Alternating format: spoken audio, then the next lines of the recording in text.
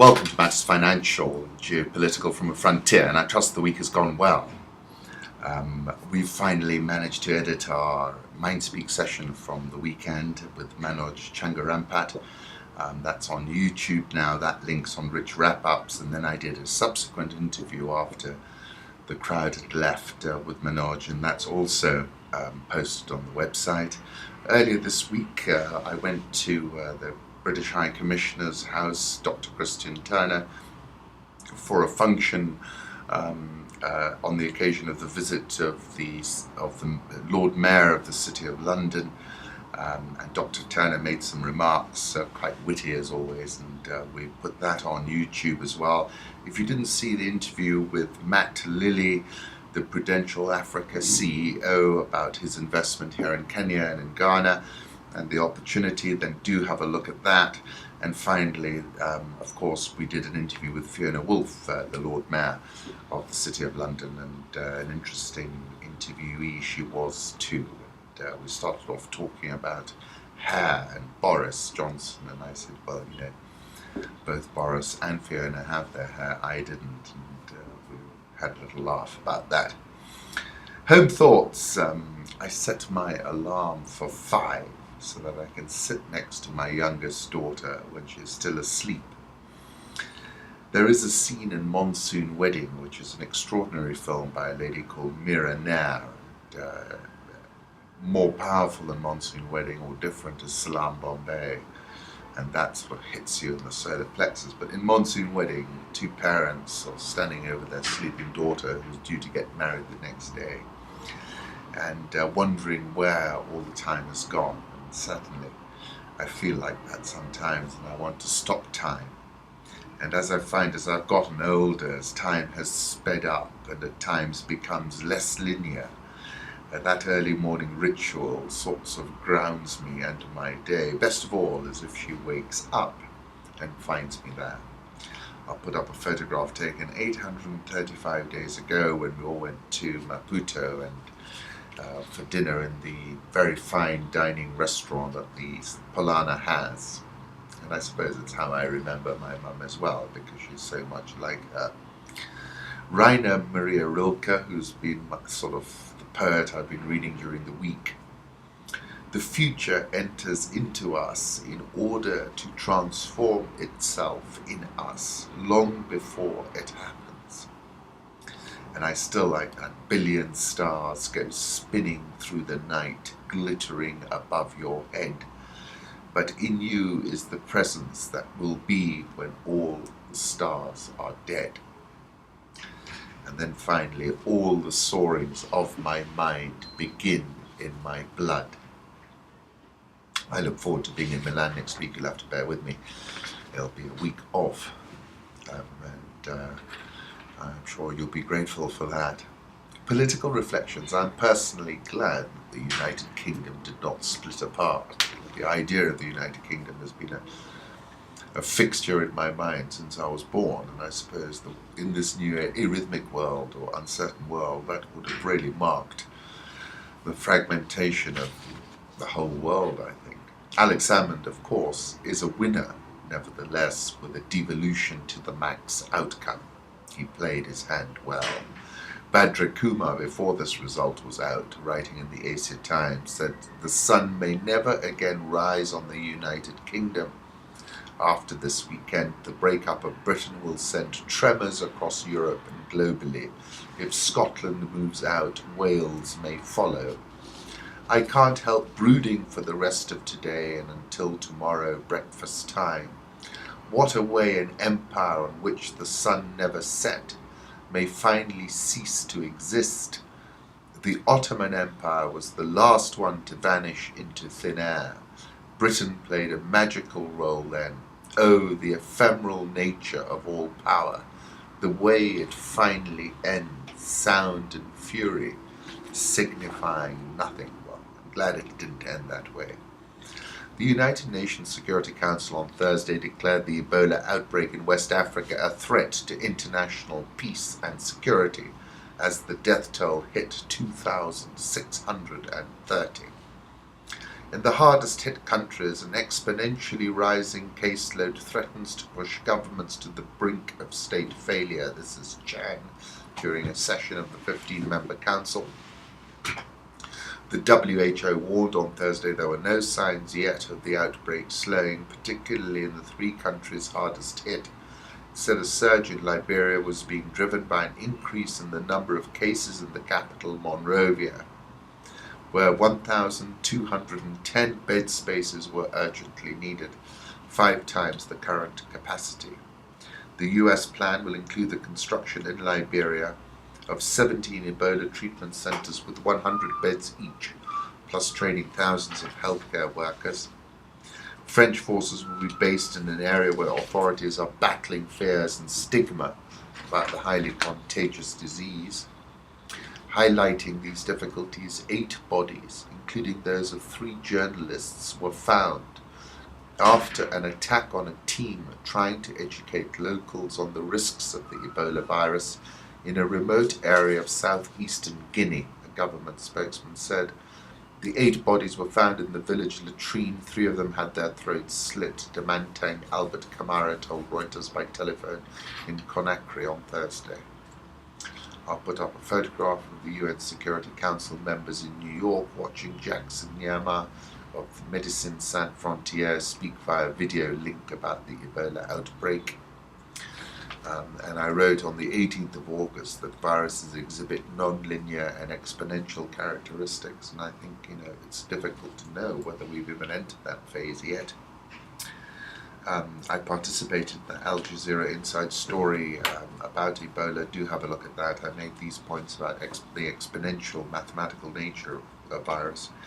And of course, I thank Laura Kyle of Inside Story for taking my thoughts. I put up a photograph of residents of the West Point Township in Monrovia attending church after a 10-day quarantine was lifted. And then jump to Asia Times' Pepe Escobar, who says, right on cue, the Caliph went Hollywood, releasing trailer of the Caliphate's upcoming mega production, Flames of War. And I take you back to that those comments about the information warfare struggles. The Economist is talking about the other beheaders. The condemned may request a painkiller. Their end is not televised and comes with a swift sword stroke from a skilled executioner rather than hacking with a kitchen knife by an untutored brute. Otherwise, there is not much difference between a death sentence in the jihadist Islamic State and in Saudi Arabia, a country seen as a crucial Western ally in the fight against IS, nor indeed is there much difference between the 2 entities in other applications of particularly merciless brand of Sharia or Islamic law, including public whippings and the right for victims of crime to claim eye for an eye revenge. And as I said yesterday, beheading is spreading like a virus, which is probably what that beheader wanted. I'll put up an image of a beheading in Saudi Arabia and another one of the ISIS image they released of James Wright Foley. And then in the Asia Times, in another article, it said today the prospect of 2,000 IS troops invading Saudi Arabia, a country with an army and national guard of several 100,000 and a sizable air force, causes shudders in and out of the region. And I think, that is the risk that one should not underestimate, that the snake IS, which was previously being encouraged to go in different directions, suddenly turns around. And I suppose the other redirection risk, of course, is on Bashar. I couldn't resist this from Prayuth, the Thai general.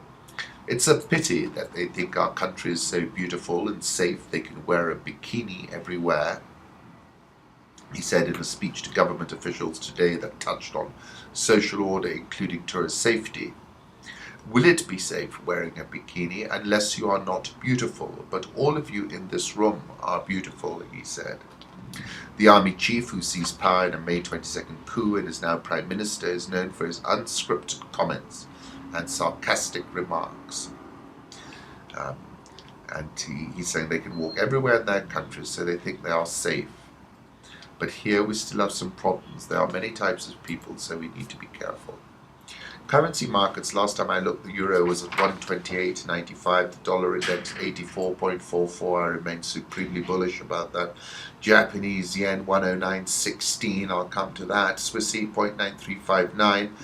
The pound, when I came in this morning, was just below 165, then 164.50, and now 163.88. But it's bounced meaningfully from the day before. Aussie below 90 at 0.8951. India rupee 60.835. South Korean won 1044.44. Rial 236.62. Egyptian pound 714.58. And the South African rand 1107.46. The dollar is up 2.7% in the past month. The yen has lost 3.8%, which is the biggest decline. Euro down 0.9%. I'll put up a 1 month chart of sterling, which I took earlier in the day, and we've subsequently come off further from where this chart shows.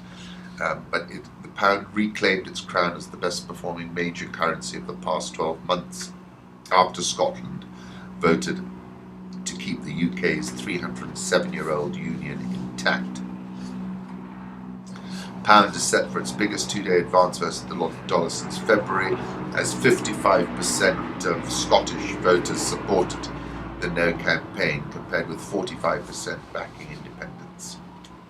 And basically, I think it has more. It's facing down a very strong dollar, but nevertheless, I think it's oversold. Probably dips and then turns north again. Dollar index, I think, is headed a lot higher. The spot index has risen 0.2% this week, set for a fifth straight period of gains, longest stretch since March 2013. And as I said on the 25th of August, if things tip big, the dollar might soar, and indeed it has after I said that. Euro dollar 128.95. I'll put up a 3-month chart, and now dollar yen 109.16. This is the highest level for the dollar since August 2008. The dollar has rallied 1.7% since September 12th, set to rise for a 6th week. Somebody on Bloomberg saying it's less a yen story and more a dollar story, and that's why we're likely to see broad-based US dollar strength. Gold is 1223.25 last. I revised my objective. I don't see it being able to rally meaningfully in a situation where you've got a much stronger dollar. Gold prices are down for a third week and reached 1216.03 yesterday, which was the lowest since January the 2nd. Crude oil, $91.83. I think it's trying to base out. There is an 80% likelihood that the number of people on the planet, currently 7.2 billion, will increase to between 9.6 billion and 12.3 billion by 2100. An 80% probability that Africa's population will rise to between 3.5 billion and 5.1 billion by 2100, from about a billion today. New projections arise from data that clearly establishes that birth rates in sub-Saharan Africa have not been decreasing as quickly as some experts had expected, a trend that was not as clear when previous forecasts were made. And I think there's a fundamental problem in this data, and this analysis is trying to address it. And that, I think, there was an underestimate of how the sub-Saharan African population might start to not grow so exponentially.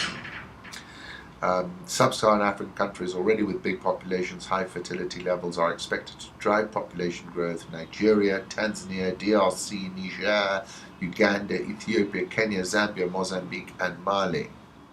The world's population reached 1 billion in the early 19th century, doubled to 2 billion in the 1920s, doubled again to 6 billion in the 1990s, hit 7 billion in 2011. Asia's population, now 4.4 billion, will peak at around 5 billion in 2050, then begin to decline.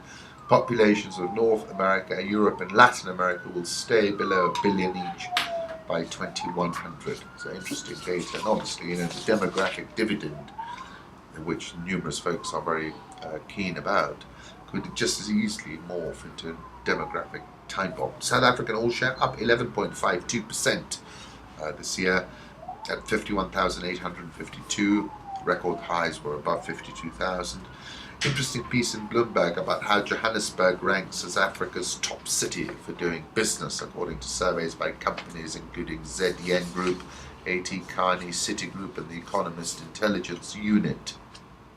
African rivals for investment include Lagos, Nigeria's overcrowded and congested commercial capital, where on average it rains 101 days a year. The daily maximum temperature reaches 31 degrees Celsius, and power outages are a regular occurrence. Nairobi, this was a bit aggressive, is beset by violent crime. Well, there are some of it. Attacks by Islamic-inspired militants and nightmarish traffic. South Africa accounts for about 22% of sub-Saharan Africa's output. Together with Nigeria, they contribute 55%, World Bank data show. Sub-Saharan Africa will grow 5.4% this year, 3 times more than the US and 4 times the rate of Brazil. You can't be in every single country, said Marlon Chingwende, Sub-Saharan Africa Managing Director for the Carlyle Group. What you've got to try and do is build local networks. Johannesburg is one of the easier places to do business across Africa. Lagos has infrastructure challenges, they've got power issues. Goldman Sachs has more than 20 people based in Johannesburg, according to Colin Coleman, who I had lunch with at Johan Borgstam's. Johannesburg is the capital market centre for Africa. He said 80% of all equity capital market trading happens at the Johannesburg Stock Exchange. For access to management, capital, and good lifestyle, this is a great springboard. Most multinational companies are using Johannesburg as a base. Population of the city rose to 4.4 million in 2011 from 2.6 million in 1996. Number of households rose to 1.43 million. Proportion of formal dwellings increasing to 81%. Commercial development is most evident in Sandton, which is the financial district, expansive office towers, luxury hotels. Johannesburg is a very livable city. Listen to this. It doesn't take 2 hours to commute on horrid trains. I haven't been the victim of violent crime. I have the electric fence, the alarm systems, the killer dogs. I check my back mirror every time I turn into my driveway. I try to be sensible without being paranoid. The day you can't live with that mindset, it's time to leave. That's a pretty serious mindset you've got to have. I'll put up a photograph of Johannesburg sunset taken this year. I wrote a piece about snapshots from South Africa and its role in Africa's economy. And I was talking about how South Africa Inc. is taking a much more forward position on the continent, and that it still plays a heavyweight role in sub-Saharan Africa, which seems to be the point of that story. And I'll also put up a photograph of Kyalami taken 166 days ago. The rand is at 6-month lows versus the dollar 11.0732. Egyptian pound unchanged at 715 area. Egyptian stock market up at a fresh multi-year high, up 43.45% year to date, second only to Dar es Salaam. The Nigerian oil share is at 15-week lows, down 1.563% year to date. Ghana, where sentiment is mending post the Eurobond, that's up 6.62% year to date and at 6 week highs. Zimbabwe farmers may produce its first grain surplus since 2000, apparently. That should be good news. Coming to Kenya, French retail giant Carrefour has booked space at the Hub. This will be the second shopping mall where Carrefour is coming. They booked 6,000 square feet of retail space. That's in Karen. Interesting times. I participated in an article about the economy 1 year after Westgate, and the headline of that article is "Damaged but Defiant, a year after Westgate attack." I think that sums it up right. Put up a photograph of Westgate when that explosion happened and it caught fire. A link for a piece I wrote pretty contemporaneously to the events when they happened, to talk about that, speculation about Luthwaite, the White Widow. And then on the 8th of September I wrote a piece about the decapitation of Godano, who took responsibility for that attack, African insurgencies. And I'll put up a photograph of Westgate when the Christmas lights were on a few years ago. If you haven't read a piece I wrote earlier this year called Post Eurobond Kenya Exists in a Goldfish Bowl, do have a look at that. The Kenya shilling bounced meaningfully, last trading at 88.50. rose from a 32-month low after the central banks and the government's first sale of Eurobonds propelled foreign currency reserves to a record $7.4 billion. I think that clearly intervened. Nairobi all shares up 17.892% year to date, closed at a record high Monday, Tuesday, then retreated on Wednesday, closed up Thursday, and will set a new record today. NSE 20 is up 6% year to date at a fresh 6-year highs. Unabashedly bullish market at the moment.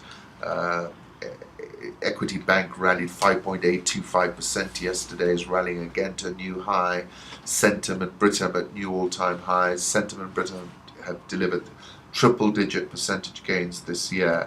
The market, in my view, remains firm. And I'll be away for a week, but I'll try and do some commentary from Milan. But if I don't, I'm sure we'll find the markets higher when I resume my podcast to when it was today. Once again, thank you for stopping by. Wishing you a great weekend.